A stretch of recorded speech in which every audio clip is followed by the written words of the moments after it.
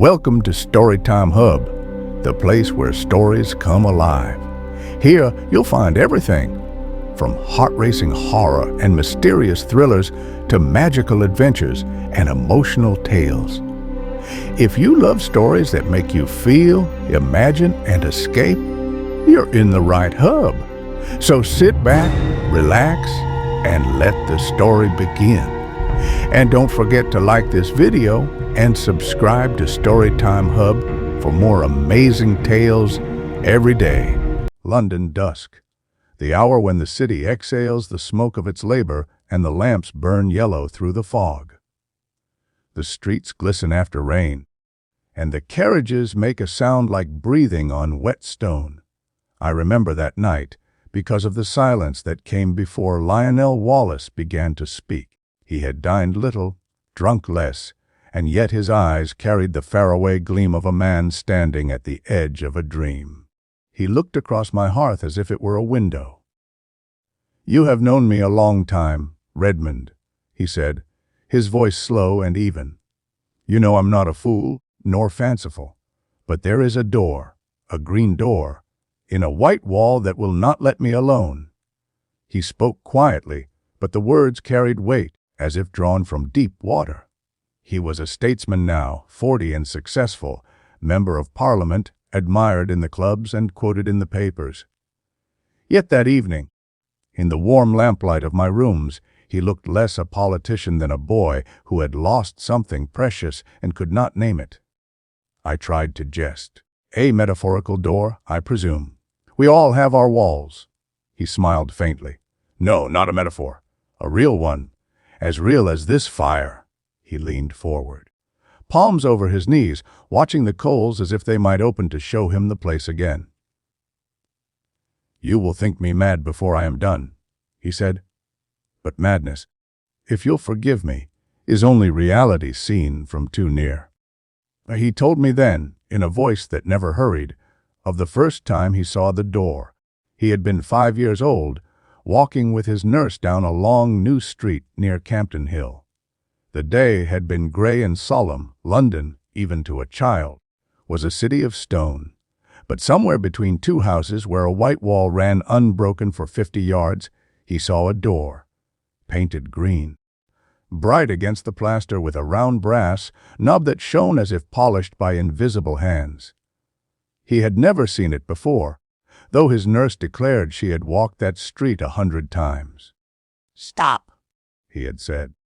"There's a garden behind that wall." The nurse pulled him along. "Come away, Master Lionel. You'll soil your boots." But the child turned again. The door seemed to tremble, to breathe.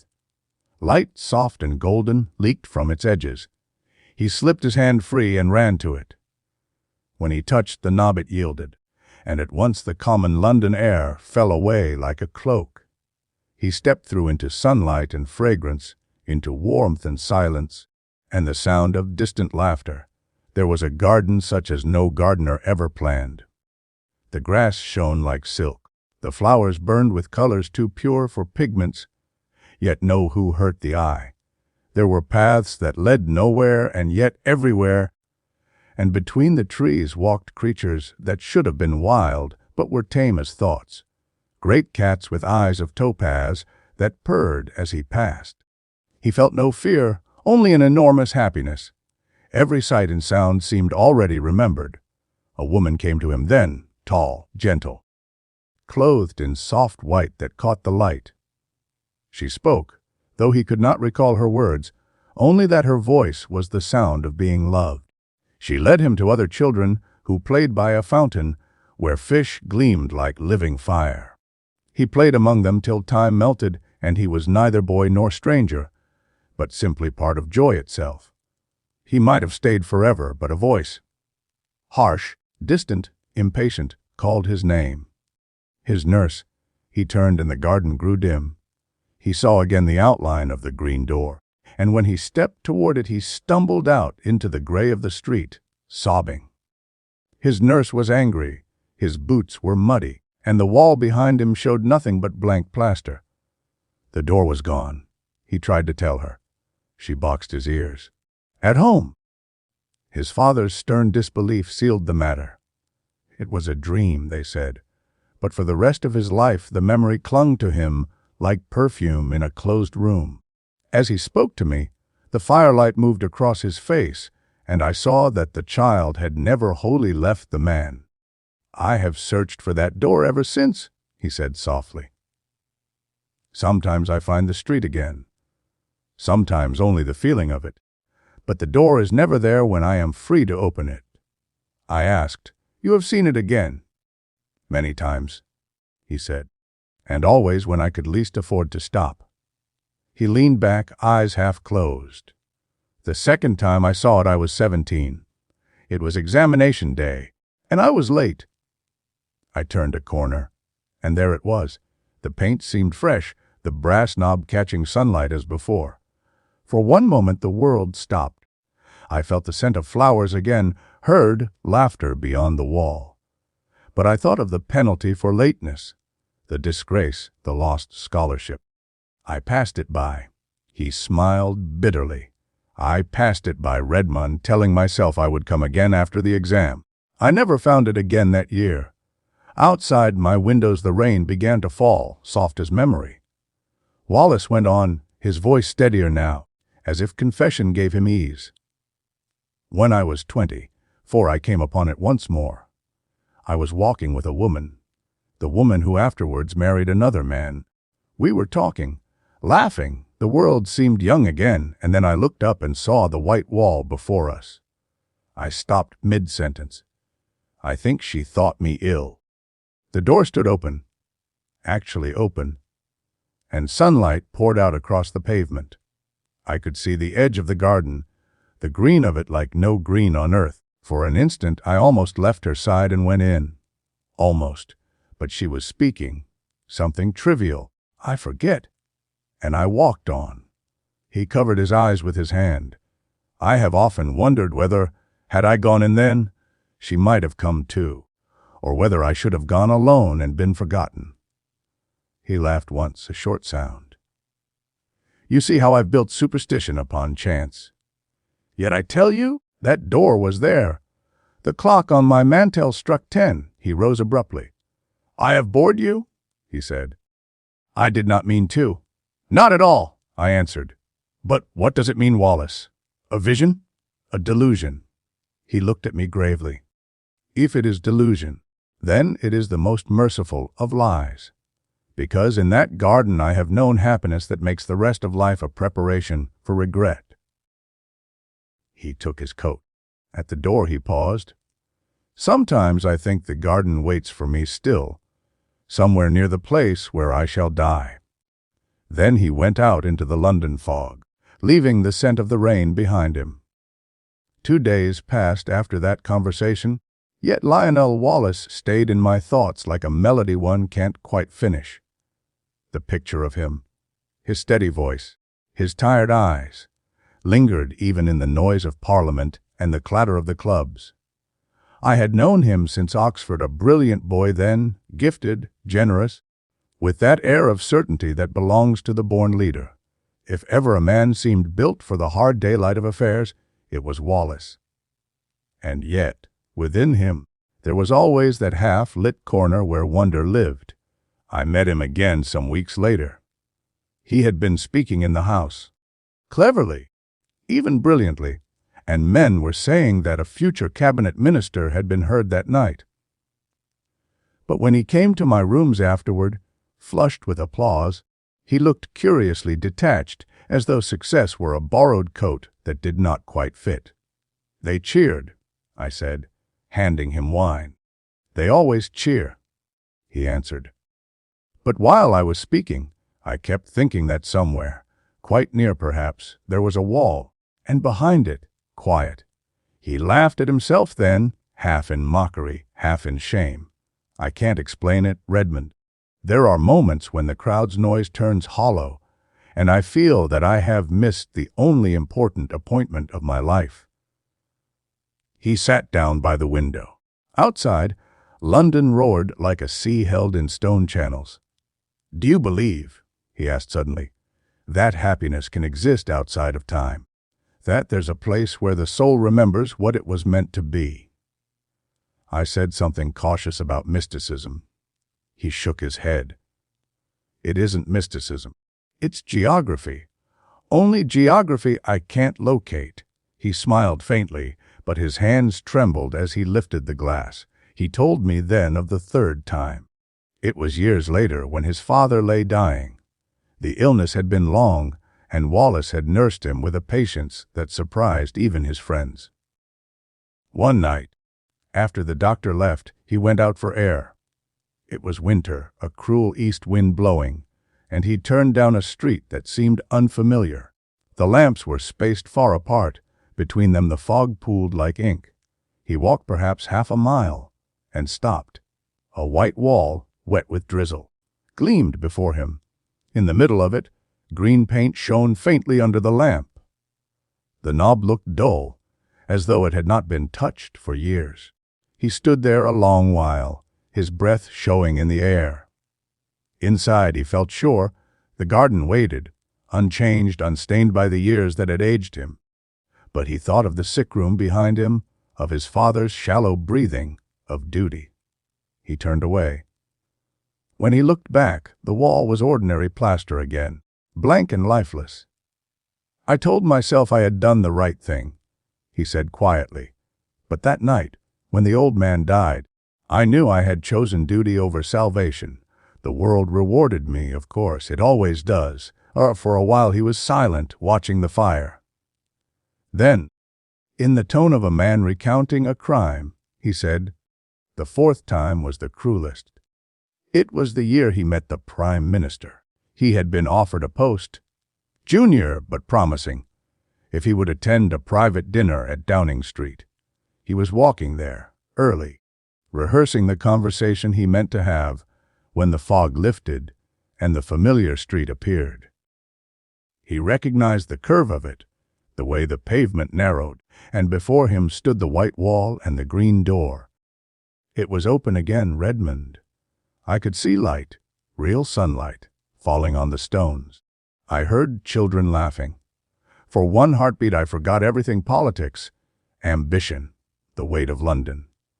Then I remembered the Prime Minister waiting, and I thought, if I enter now, I shall never return. So I went on. I was late to the dinner, but I went on.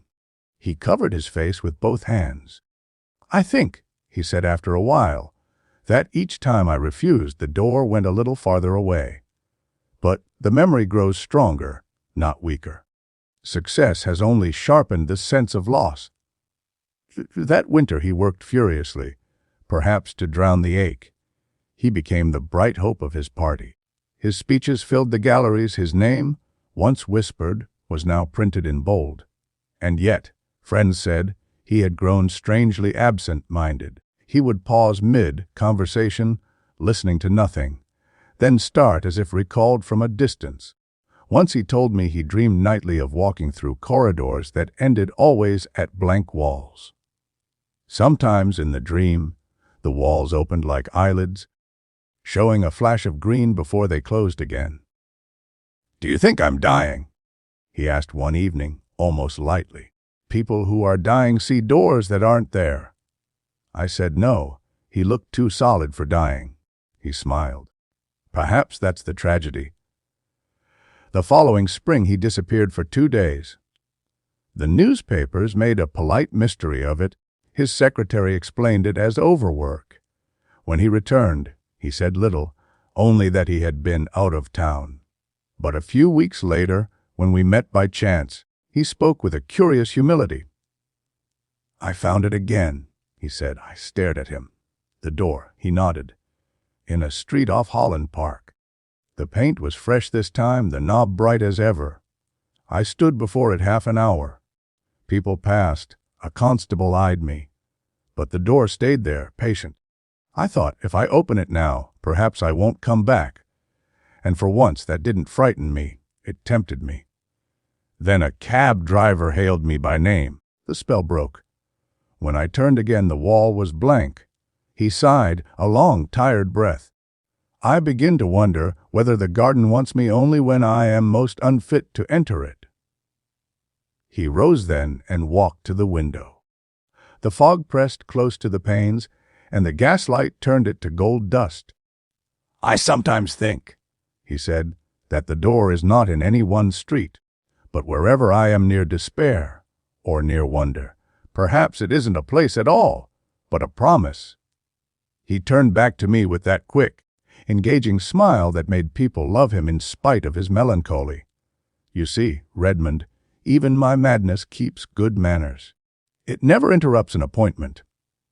I tried to jest again, but he stopped me with a small gesture.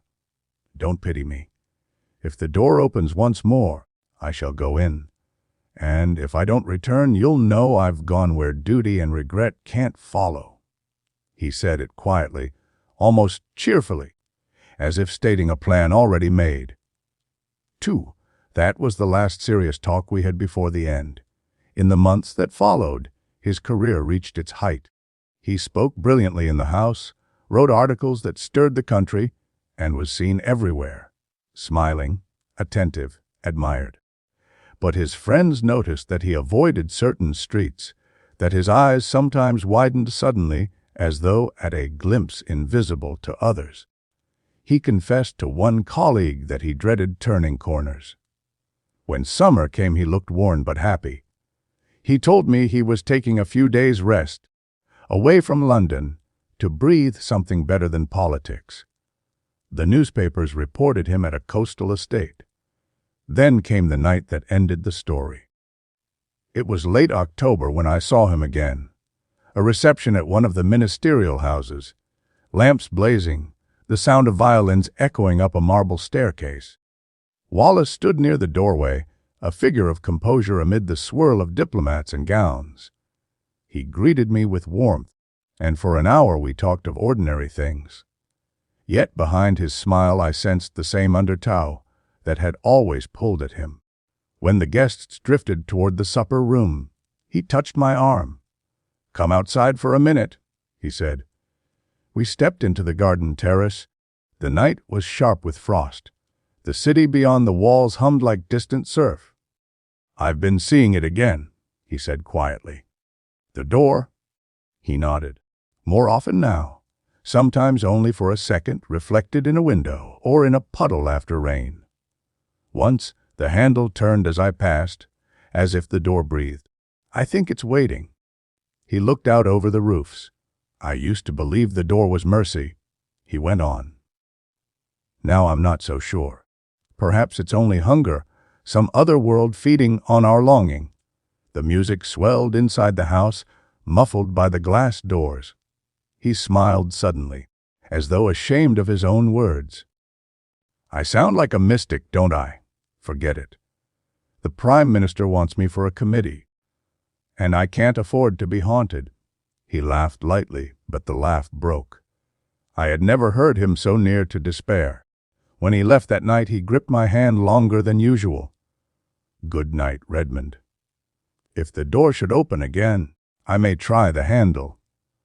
He vanished a week later. The papers called it temporary indisposition. His secretary, nervous and loyal, insisted he had gone to the north for rest. But 2 days afterward, the morning edition carried a thin column on the second page. I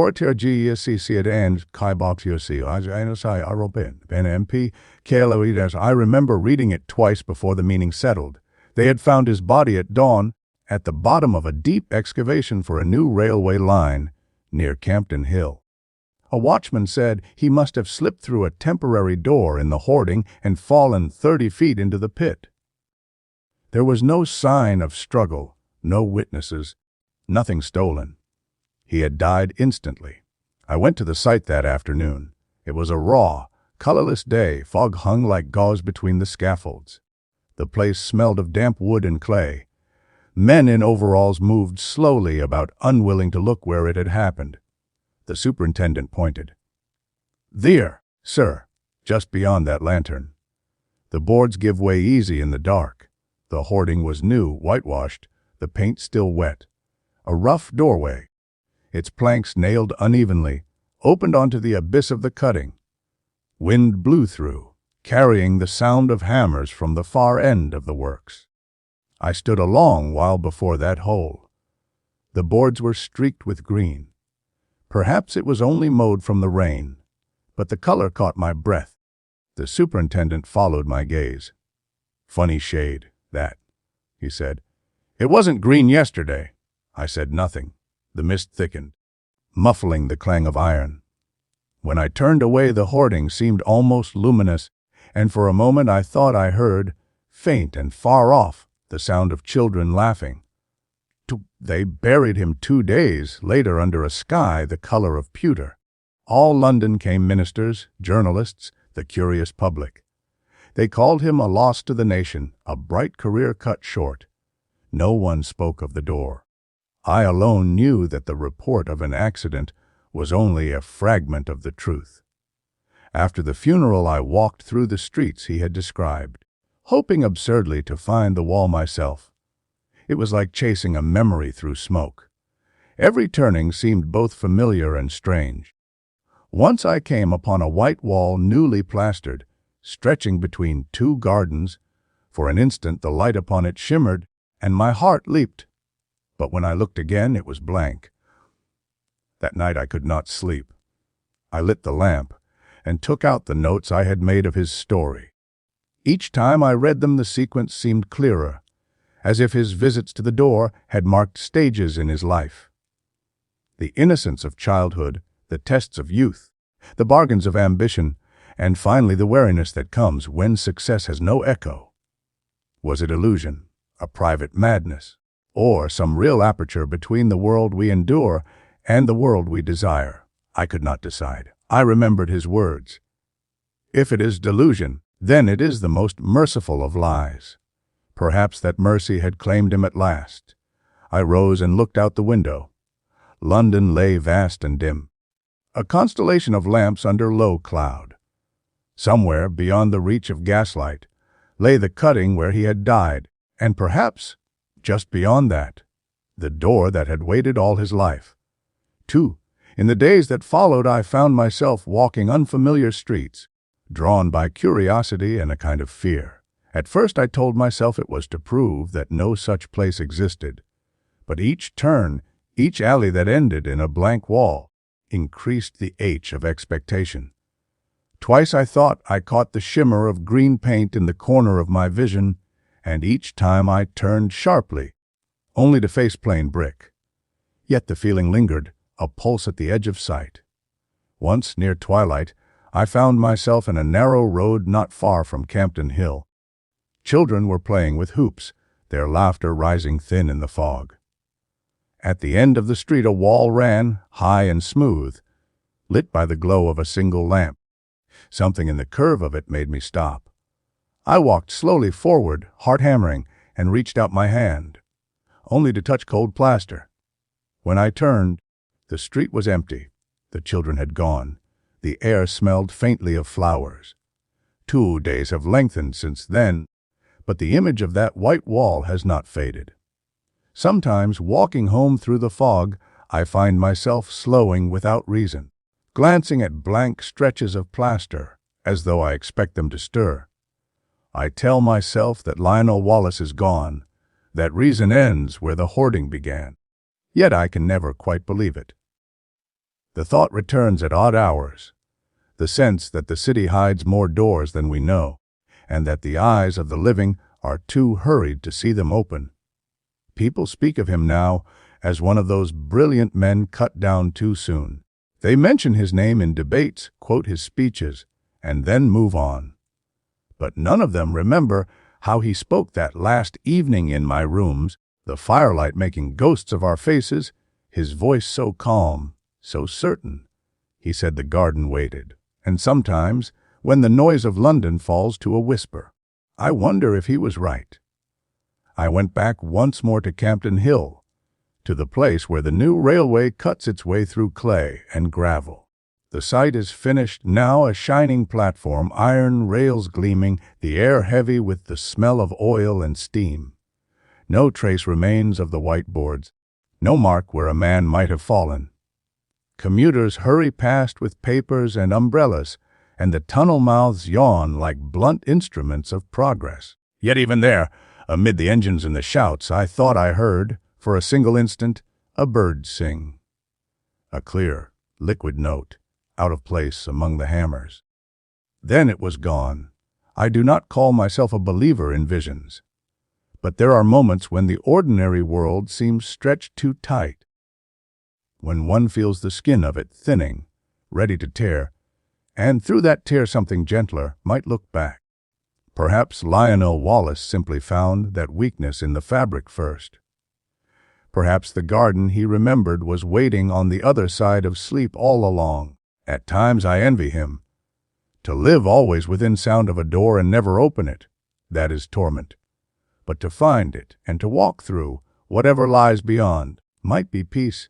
London at dusk again. The lamps bloom like pale flowers. A drizzle begins, drawing a sheen over the pavements. I turn down a side street, one I don't remember taking before. Halfway along stands a wall, white beneath the gaslight. Nothing unusual, smooth plaster, wet with rain. I slow without meaning to. There is no door, of course. Yet as I pass, a breath of warm air brushes my cheek, carrying the faintest scent of flowers. For an instant the city grows still, the noise of wheels and footsteps falling away, and I think I hear, very softly, the laughter of children. Then the sound of a carriage whips by and the spell breaks. I walk on, telling myself it was nothing more than memory. But when I glance back, the mist hides the wall completely, as though it had never been there at all. Years have folded over that autumn. Yet I cannot escape the question he left me. Is the door a mercy or a mirage? Each man, I suppose, carries his own version of it. The moment he might have turned aside from duty to wonder. Most of us never reach for the handle. Wallace did at last. I like to think that on the other side, he found the garden exactly as it was that first bright afternoon, the grass luminous under a sky without smoke. The woman waiting by the fountain, the tame panthers drowsing in the shade. And that, as he stepped through, the door closed gently behind him and ceased to trouble the living world.